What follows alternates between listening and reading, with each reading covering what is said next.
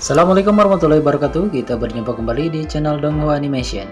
Apa kabar kalian hari ini? Kami doakan semoga dalam keadaan sehat dan bahagia selalu. Ya, sambil menunggu masa-masa perilisan yang masih misterius dari Battle to the Heaven episode spesial ketiga, pada hari ini kita akan membahas tentang beberapa equipment atau peralatan yang Xiaoyan miliki, ya.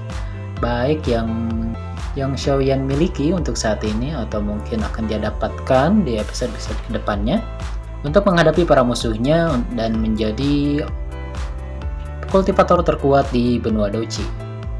Oke, sebelum kita mulai ceritanya, bagi teman-teman yang baru mampir, Mimin tidak lupa ingatkan bagi kalian yang mau mendukung channel ini, silahkan klik like, subscribe, dan bunyikan lonceng notifikasinya agar kalian tidak ketinggalan video-video terbaru dari kami. Selamat menyaksikan.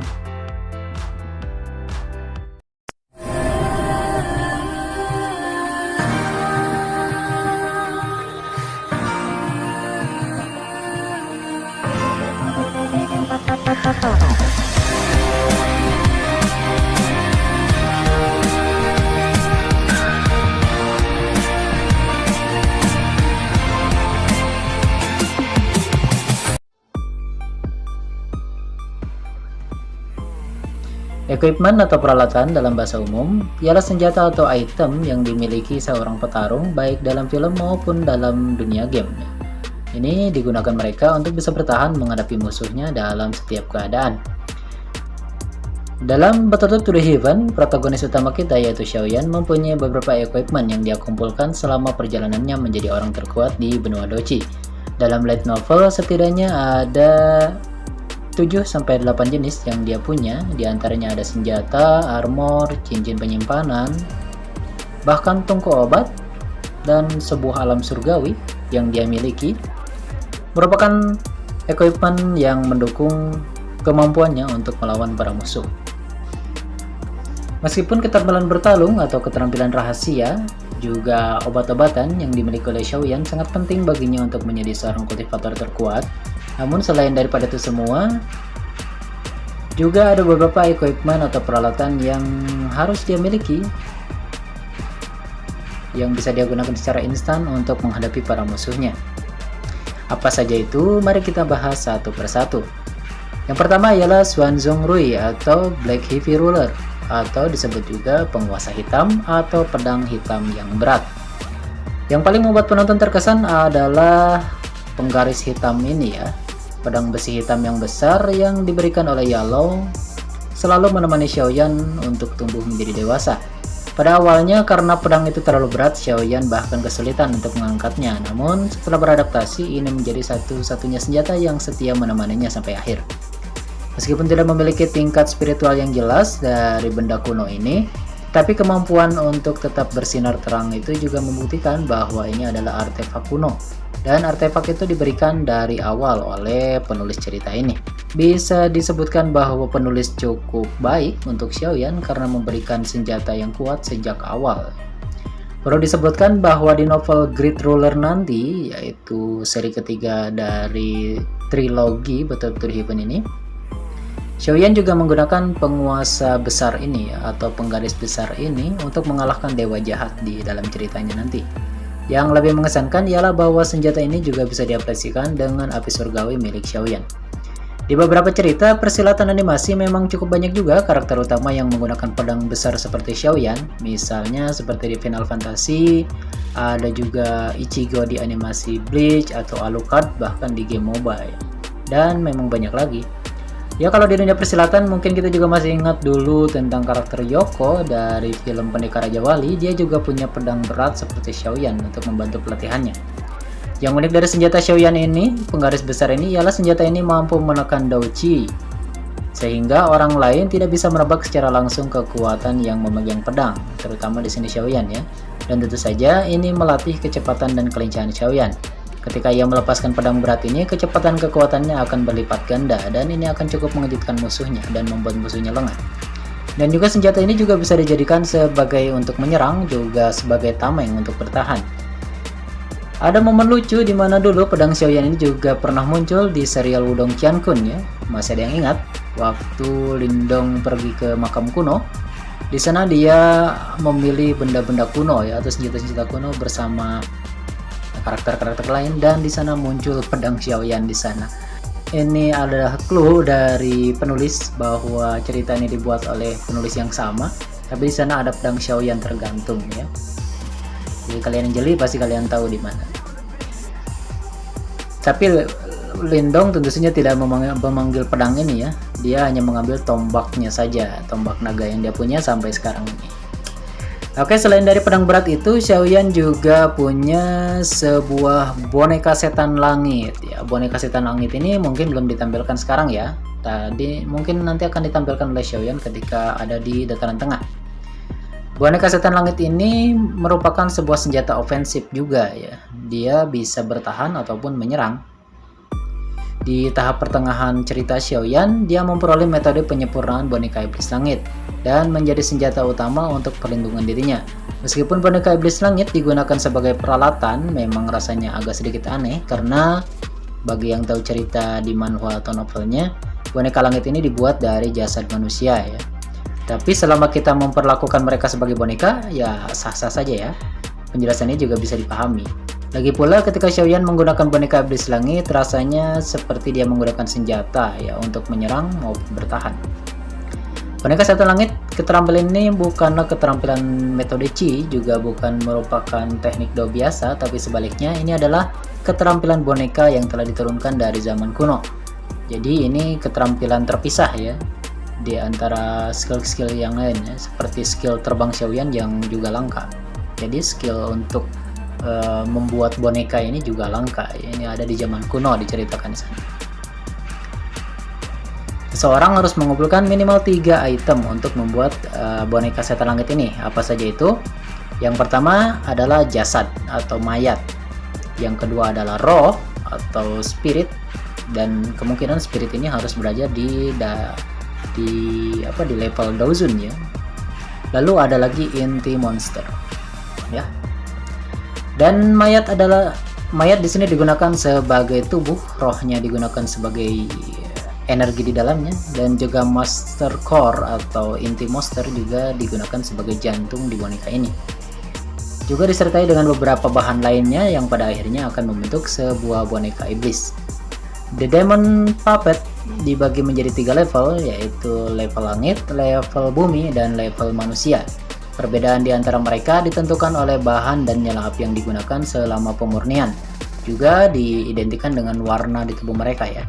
Boneka iblis ini memiliki kekuatan yang tidak ada habisnya dan tidak memiliki emosi ataupun tidak merasakan rasa sakit. Jadi pada dasarnya seperti mesin pembunuh. Tercatat dalam gulungan yang dimiliki oleh Xiaoyan bahwa boneka setan langit terdiri dari kategori langit, maka boneka ini akan berwarna emas, dan kategori bumi berwarna perak, dan sedangkan kategori manusia berwarna perunggu. Boneka setan bumi ketika baru saja berhasil disempurnakan paling-paling dapat dianggap sebagai tingkat menengah. Namun setelah disempurnakan oleh kekuatan kilat, di sini dia menyerap kilat ya, untuk berubah atau meningkatkan levelnya dengan cara menyerap kilat. Dia akan berevolusi menjadi kekuatan yang lebih tinggi. Boneka iblis bumi ini umumnya hanya di tingkat Daozong ya. Sedangkan boneka iblis langit berada di atas Daozong, bahkan bisa menyaingi Daozun. Meskipun mereka tidak dapat menggunakan keterampilan bertarung atau skill bertarung seperti mereka hidup, mereka juga sudah cukup kuat dari segi fisiknya karena tidak memiliki rasa sakit dan emosi. Dan mereka ini juga memberikan bantuan yang sangat besar dalam setiap pertempuran Xiaoyan. Dan upgrade selanjutnya yang dimiliki oleh Xiaoyan selain boneka setan langit ini ada juga yang disebut Raja Utara. Nah, ini adalah upgrade terkuat boneka langit yang dimiliki oleh Xiaoyan. Berbicara tentang boneka iblis langit yang tadi, kita perlu bicara tentang boneka lain yang Xiaoyan buat dengan upgrade yang lebih tinggi. Ini disempurnakan langsung oleh Xiaoyan, namanya adalah Raja Utara, dan ini menjadi unik karena Raja Utara ini disempurnakan dengan perpaduan tubuh Raja Utara yang merupakan seorang Daoseng bintang 6. Coba bayangkan Daoseng bintang 6 juga spirit dari naga utara tersebut. Jadi spiritnya bukan spirit orang lain seperti yang dibuat oleh Xiaoyan ya. Jadi ini spirit asli Raja Utara yang dia murnikan dengan api teratai iblis yang dia dapatkan nanti ya, api level 3 itu.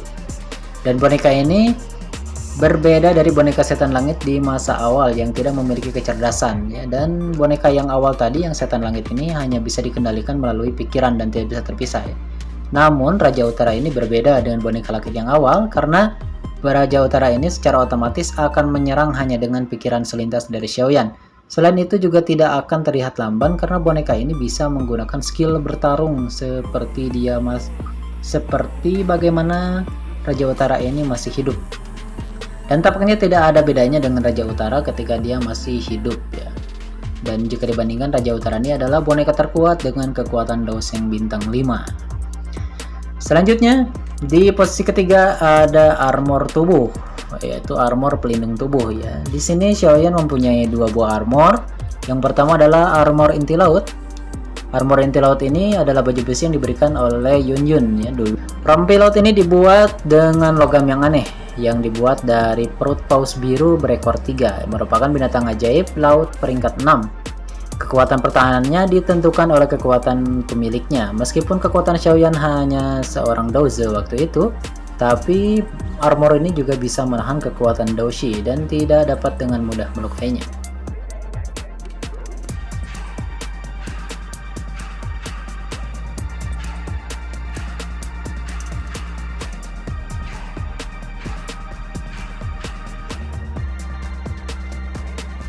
Selain dari armor inti laut ini, Xiaoyan juga nantinya akan mendapatkan satu lagi armor berwarna hitam yang disebut armor Kaisar Serangga Kuno.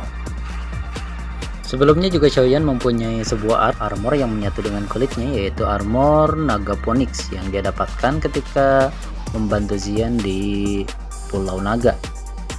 Tapi armor ini cuma dipakai sekali karena kemudian Xiaoyan naik tingkat lagi dan armor ini tidak terlalu banyak berguna bagi Xiaoyan. Begitu juga armor yang selanjutnya, yaitu armor yang dibuatkan oleh Xiao Xuan, yaitu armor dari Ratu Serangga Kuno. Armor besi ini dibuat dari serangga kaisar kuno ya, yang diperoleh Xiaoyan di makam surgawi nanti. Dan rompi ini dibuatkan langsung oleh leluhur Xiaoyan, yaitu Xiao Xuan. Kekuatan pertahanannya sangat besar sehingga dapat menahan serangan Banseng sekalipun, dan juga memainkan peran penting dalam melindungi kehidupan organ vitalnya. Tetapi karena Xiaoyan naik level secara cepat, tampaknya pakaian dari kerajaan serangga kuno ini atau serangga kaisar kuno ini tidak memiliki banyak manfaat bagi Xiaoyan ke depannya.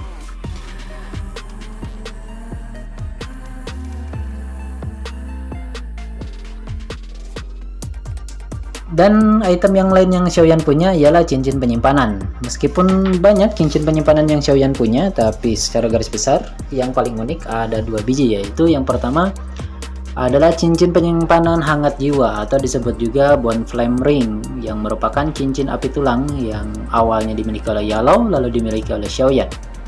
Flame Flame ini adalah cincin tempat Yalou menyembunyikan rohnya. Ruang di dalam cincin hitam pekat ini adalah sesuatu yang bahkan cincin penyimpanan tenang laut kelas tinggi di tangan Xiaoyan sulit untuk dibandingkan.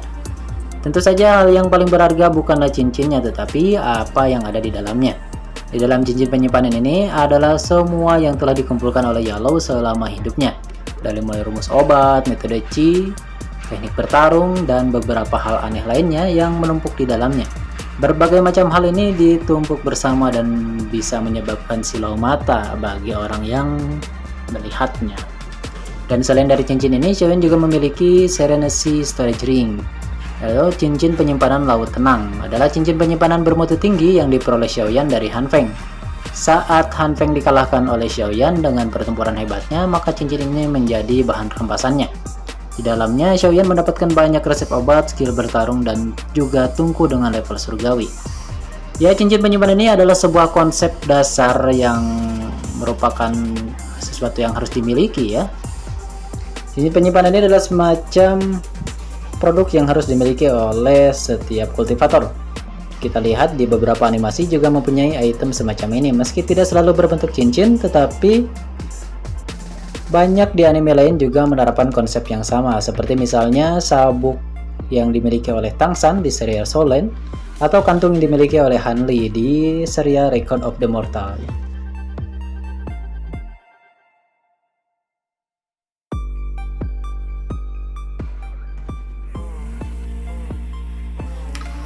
Oke, selanjutnya ada juga Item yang kelima yaitu 10,000 Base Cauldron atau kuali 10.000 binatang. Peralatan ini juga dimiliki oleh Xiaoyan dalam menopang karirnya sebagai alchemist. Karena Xiaoyan diketahui oleh kita semua memiliki api surgawi yang sangat kuat, jadi tentunya kejadian di Great Meeting Alchemist terakhir yang menyebabkan tungkunya meledak itu tidak akan terjadi lagi ya. Karena Xiaoyan kedepannya akan memiliki sebuah tungku di tingkat surgawi yang hampir menyamai tungku iblis hitam milik Yalou. Selanjutnya, Xiaoyan juga memiliki makam surgawi. Meskipun bukan alat, ini merupakan alam spasial yang Xiaoyan miliki ya. Makam surgawi ini cukup unik. Ya, kalian yang menikmati manhwanya saat ini, Xiaoyan sekarang sedang berada di makam surgawi ya bersama Xiao Suner untuk menemui leluhur Xiaoyan. Makam surgawi ini awalnya adalah milik klan Gu, di mana di makam itu ada banyak sekali keanehan dan salah satunya merupakan tempat di mana leluhur Xiaoyan yaitu Xiao Xuan berada. Ketika Xiao Xuan mengambil esensi dari spirit makam ini, dan Xiaoyan membantu mendapatkan roh spirit ini agar bisa diserap oleh Xiaoyan dan menjadikan level spiritual dalam tubuh Xiaoyan menjadi level surgawi atau level Daudi. Level Daudi di spirit, bukan Daudi di kekuatan Dauqinya. Dan secara otomatis ketika esensi dari spirit makam surgawi ini diserap oleh Xiaoyan, maka makam surgawi tersebut menjadi milik Xiaoyan. Bahkan Xiaoyan bisa membukanya kapanpun dia mau. Contohnya ketika memindahkan murid-murid dari Akademi Jianan karena terjadi pertarungan antara klan Hun dan aliansi Xiaoyan yang masuk ke istana Kaisar Tuose yang berada di bawah lava api Akademi Jianan. Dan itu menjadi salah satu item yang dimiliki oleh Xiaoyan. Selanjutnya, Xiaoyan juga memiliki kotak api surgawi. Kotak api ini sebenarnya mirip dari Kaisar Tuose di istananya untuk menyimpan koleksi api surgawi milik Kaisar Tuose. Xiaoyan mengambilnya dan menjadikannya tempat untuk mengumpulkan semua api surgawi di akhir cerita ya, ketika dia bertarung melawan Hun Tiandi dan menggabungkan semua api surgawi menjadi api kaisar dan bisa menyegel Hun Tiandi di dalamnya. Oke teman-teman, itulah beberapa perlengkapan yang dimiliki oleh Xiaoyan selama perjalanannya menjadi puncak kekuatan di benua Doji dalam cerita Battle to the Heaven. Bagaimana pendapat kalian? Jika ada tambahan silahkan tulis di kolom komentar ya. Dan jika kalian suka silahkan klik like dan share ke teman-teman kalian.